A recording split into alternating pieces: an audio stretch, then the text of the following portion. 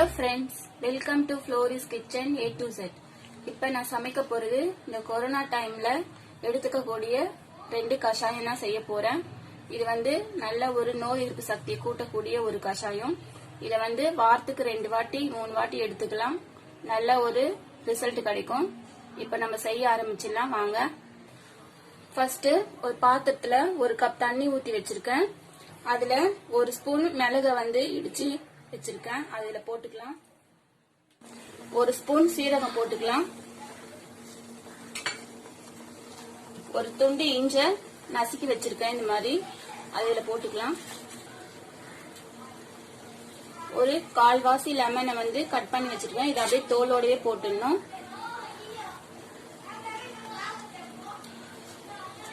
இது அரிசி திப்ளி. இது ஒரு 4 எடுத்து வச்சிருக்கேன். அதையும் இதுல போட்டுக்கலாம். இது தமிழ் மருந்து கடையில கிடைக்கும்.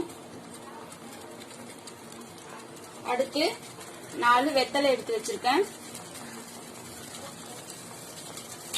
அதை இதுல கட் பண்ணி போட்டுக்கலாம். அப்படியே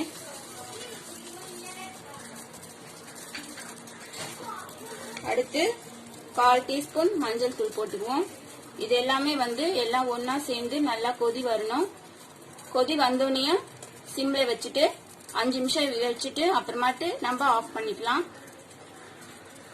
இப்ப இது நல்லா கொதிச்சிடுச்சு. இப்ப நம்ம ஸ்டவ் ஆஃப் பண்ணிக்கலாம். நான் 1 கப் தண்ணி வச்சேன். இது இப்ப 1/2 கப் தண்ணி ஆயிருக்கு. இது 2 பேர் எடுத்துக்கலாம். இத என் 2வது பையனுக்கு இப்ப 7 வயசு ஆகுது. அவனுக்கு 1 வயசு இருக்கும் போது அடிக்கடி கோல்டு பிடிக்கும். அப்ப நான் ஒரு டாக்டர் கிட்ட போயிருந்தேன். அவங்க சொன்ன கஷாயம் தான் இது. அவங்களுக்கு 8 இயர்ஸ் இருக்கும்.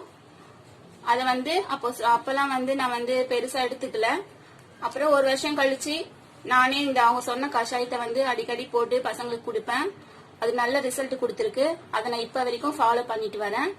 இது ரொம்ப நல்ல ரிசல்ட் கொடுக்கும். இந்த கஷாயத்தை வீட்டுல எல்லாருமே எடுத்துக்கலாம். சின்னவங்கல இருந்து பெரியவங்க வரைக்கும் எல்லாரும் கண்டிப்பா குடிக்கலாம். இது லெமன் இருக்கிறதுனால எந்த கோல்டு எதுவும் பிடிக்கும் இல்ல. இதை தாராளமா எடுத்துக்கலாம். இது சின்னவங்க 1/4 டம்ளரும் பெரியவங்க 1/2 டம்ளரும் கண்டிப்பா எடுத்துக்கலாம். இப்போ இத ஒரு கப்ல வடிகட்டி நம்ம எடுத்துடலாம். இப்ப அடுத்த கஷாயம் செய்யலாம். இது வெத்தலை திப்பிலி இல்லாத டைம்ல இது வீட்டுல இருக்கிற பொருளை வச்சு 2-3 பொருளை வச்சு நம்ம செஞ்சிடலாம். இல்ல என்னென்ன பொருள் போடலான்னு பாப்போம். 1 கப் தண்ணி வச்சிருக்கேன். அதுல 1 துண்டு இஞ்சியை நசுக்கி போட்டுக்கலாம். பாதி லெமனை அப்படியே இந்த தோலோட போட்டுக்குவோம்.